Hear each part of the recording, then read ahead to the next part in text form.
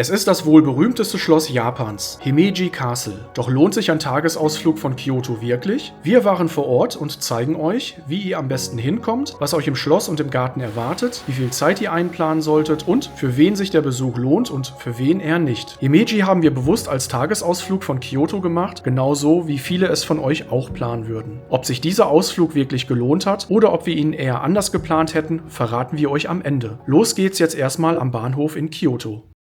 Mit dem Shinkansen ist Himeji schnell und unkompliziert erreichbar. Am Bahnhof Kyoto gibt es Leitstreifen auf dem Boden, die einen direkt zu dem gewünschten Abschnitt führen. Es ist aber auch alles gut ausgeschildert. Man sollte so circa eine halbe Stunde vorher am Bahnhof sein, damit man stressfrei einsteigen kann. Achtet auf eine Direktverbindung, um euch einen Umstieg zu ersparen. Die Fahrzeit beträgt 43 Minuten, wenn ihr den Nozomi-Zug nehmt. Japanische Züge sind extrem pünktlich und verlässlich. Das ist für Tagesausflüge ein großer Vorteil, weil man sehr gut planen kann. Man weiß, wann man abfährt und ankommt und das funktioniert auch. Am Bahnhof Himeji angekommen, sieht man direkt schon ein Miniaturmodell der Burg und auch eine große Trage. Der Weg zur Burg ist direkt im Bahnhof schon sehr gut ausgeschildert. Man geht einfach in Richtung Nordausgang. Das Schloss sieht man schon vom Bahnhof aus. Da hinten, yay! Das Schloss ist vom Hauptbahnhof sehr gut erreichbar. Man kann zu Fuß gehen, das sind ungefähr 15 bis 20 Minuten zu Fuß. Braucht man einfach nur der großen Straße folgen, immer nur geradeaus. Kann man gar nicht verfehlen und am Hauptbahnhof sieht man auch schon dieses Schloss. Also man geht quasi direkt drauf zu. Ja, wir sind jetzt auf dem Burggelände drauf. Eintrittspreis pro Person liegt bei 1050 Yen. Wir blenden unten ein, wie viel Euro das sind. Mit dabei ist der japanische Garten, das ist ein Kombi-Ticket und ja, der Eintritt zu dem Schloss selber. Und dann kriegt man hier noch so einen Reiseführer, kann man sich nehmen auf Englisch. Und dann geht's auch schon los. Vorreservieren mussten wir nicht, also wir konnten einfach am Ticketautomaten sogenanntes Same-Day-Ticket kaufen und ja, jetzt ging alles problemlos.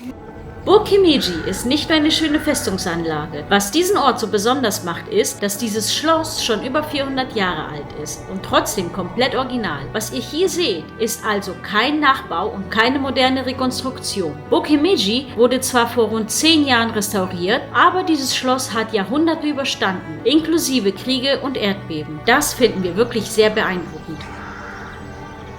An der Burg des Weißen Reihers haben wir auch schon einen Reiher gesehen hier vorne. Ein Graureiher? Psst, nicht weiter sagen. Weiß keiner. Gehört zur Familie. Genau.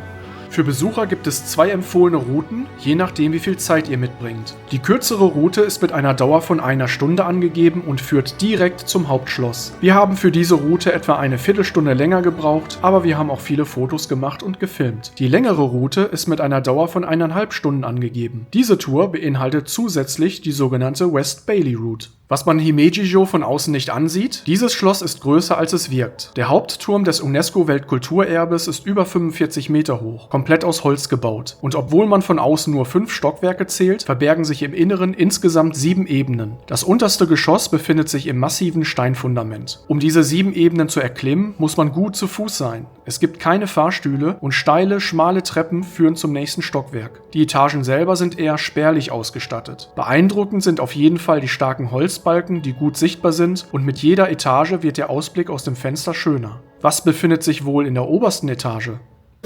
Das Schöne an diesem Raum ist, dass es keine weiteren Treppen nach oben mehr gibt. Wir sind ganz oben, haben es geschafft. Wir müssen wieder runter. Ja, runter hilft die Gravitation. Oben angekommen, wirkt die oberste Etage zunächst überraschend schlicht. Was auffällt, ist ein Shinto-Schrein. Und das hat eine besondere Geschichte. Himeji-jo wurde ursprünglich auf dem Gelände eines Shinto-Schreins errichtet. Um Platz für die Burg zu schaffen, wurde dieser Schrein versetzt. Man glaubte jedoch, dass diese Versetzung einen Fluch über die Familie gebracht hatte. Deshalb wurde angeordnet, im Inneren der Burg einen neuen Schrein zu errichten, den Osakabe-Schrein. Der Raum selbst bleibt nüchtern, doch der Ausblick von hier oben ist beeindruckend. Am Ende ist es weniger der Raum an sich, sondern der Ausblick und die Geschichte dahinter. Beintraining für heute abgeschlossen. Bisschen weiche Knie. Ja, dann lass uns mal irgendwo hinsetzen und was trinken. Ja, alles gut. 10 Minuten Fußweg. Von der Burg ist Kokuen, das ist ein japanischer Garten. Ja. Da kann man hier in Ruhe die Seele baumeln lassen, kann man so sagen. Ne? Die schöne und ruhige Atmosphäre des japanischen Gartens Kokoen nutzen wir, um die Eingangsfrage detailliert zu beantworten. Lohnt sich ein Tagesausflug von Kyoto wirklich? Und für wen lohnt es sich eher nicht?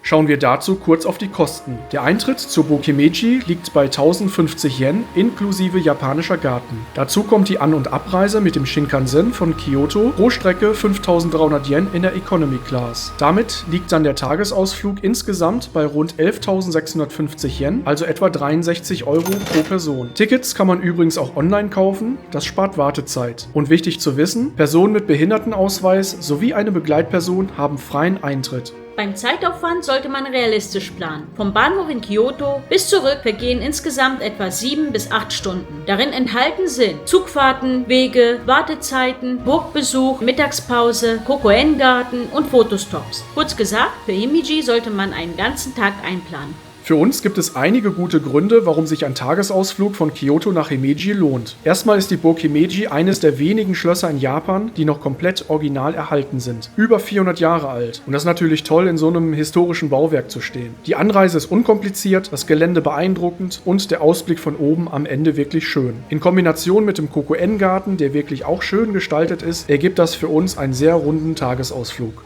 Aber man sollte auch wissen, worauf man sich einlässt. Damit kommen wir zu der Frage, für wen ist dieser Tagesausflug eher nicht geeignet? Im Schloss gibt es viele steile Treppen, die man hoch und runter muss. Der Aufstieg im Schloss ist daher nichts für Menschen mit Mobilitätsproblemen. Zu manchen Zeiten kann es ziemlich voll werden und die Innenräume sind grundsätzlich eher schlicht. Da kommt schnell die Frage auf, ob sich die Wartezeit lohnt. Wer prunkvolle Räume sucht und viel Komfort erwartet, könnte hier enttäuscht sein. Wer extrem low budget unterwegs ist, für den können die Kosten von rund 63 Euro pro Person schnell ins Gewicht fallen. Und auch wenn man nur sehr wenig Zeit in Kyoto hat, ist ein Tagesausflug nach Himeji vielleicht nicht die beste Wahl. Wenn man trotzdem gerne ein japanisches Schloss sehen möchte, kann zum Beispiel das näher gelegene Schloss in Osaka eine gute Alternative sein. Es ist noch einfacher erreichbar und deutlich schneller besucht. Allerdings ist der heutige Hauptturm von Osaka Castle keine original erhaltene Burg aus der Feudalzeit, sondern eine Rekonstruktion aus dem 20. Jahrhundert aus Stahlbeton.